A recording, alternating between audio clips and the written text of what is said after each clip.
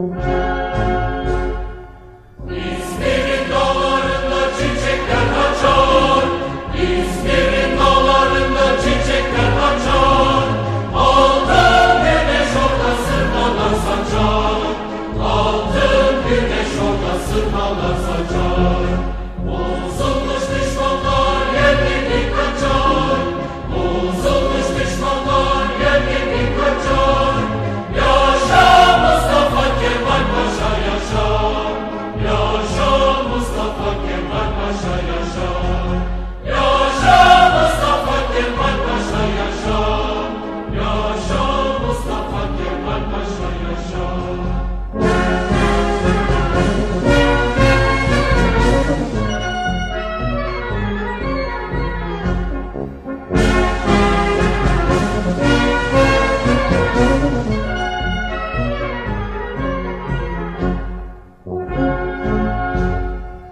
Peygamber kucağı şehitler yeri, Peygamber kucağı şehitler yeri. Çalındı borular hayli ileri, çalındı borular hayli ileri.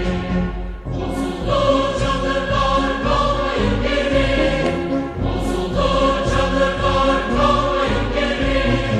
Yaşa Mustafa Kemal Paşa yaşa, yaşa Mustafa Kemal Paşa yaşa, yaşa Mustafa Kemal Paşa yaşa, yaşa Mustafa Kemal Paşa yaşa.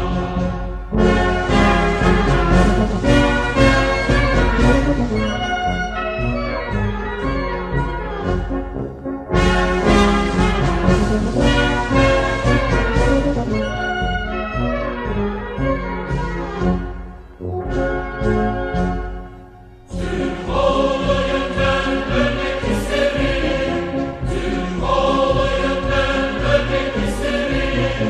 Toprak diken olsa yatarım yeri, toprak diken olsa yatarım yeri.